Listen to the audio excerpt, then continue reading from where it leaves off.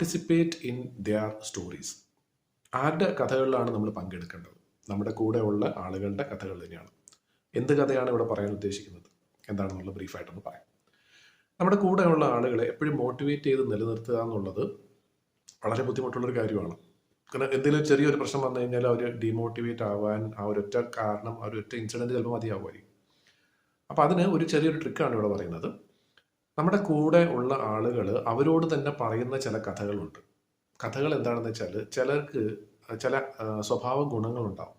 ഒരുപക്ഷെ ചിലർക്ക് സത്യസന്ധത എന്ന് പറയുന്ന അവർ വളരെ സ്ട്രോങ് ആയിട്ടുള്ളൊരു പോയിന്റ് ആയിരിക്കും. ചിലർക്ക് കൃത്യനിഷ്ഠതയായിരിക്കും, സമയം പാലിക്കുക എന്നുള്ളത്. ചിലർക്ക് വേറെ ചില കാര്യം അച്ചടക്കമായിരിക്കാം. അങ്ങനെ ഓരോ വ്യക്തിക്കും ശരിക്കും നമ്മൾ പോലും അറിയാത്ത അല്ലെങ്കിൽ അവർ പോലും അറിയാത്ത ചില കാര്യങ്ങളുണ്ട്. ഒരു ചെറിയൊരു ഉദാഹരണം പറയാം. ഒരു വ്യക്തി ഒരു പക്ഷേ ഒരു സ്ഥാപനത്തിൽ എപ്പോഴും ഒരു സ്റ്റാറായി മാറുന്നതിൻ്റെ കാരണം എന്തായിരിക്കും എന്ന് വെച്ചാൽ അയാൾ എന്തെങ്കിലും നേടിയെടുക്കുമ്പോൾ ആളുകൾ അയാളെ പ്രശംസിക്കുന്നത് അയാൾക്ക് ഇഷ്ടമുള്ള ഒരു കാര്യമായിരിക്കും. അങ്ങനെ എല്ലാവർക്കും അവരുടേതായിട്ടുള്ള എന്തെങ്കിലും ഒരു ഇഷ്ടമുണ്ട്.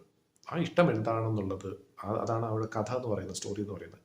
ആ വ്യക്തി അയാളോട് തന്നെ പറഞ്ഞ് എപ്പോഴും റിപ്പീറ്റഡ് ആയിട്ട് പറയുന്ന ആ ഒരു സംഭവം എന്താണ് എന്നുള്ളത് നമ്മൾ മനസ്സിലാക്കി കഴിഞ്ഞാൽ തീർച്ചയായിട്ടും നമ്മുടെ ബിസിനസ്സിന് അല്ലെങ്കിൽ നമ്മുടെ സ്ഥാപനത്തിന് തീർച്ചയായിട്ടും അത് പ്രയോജനകരമാക്കാൻ പറ്റും.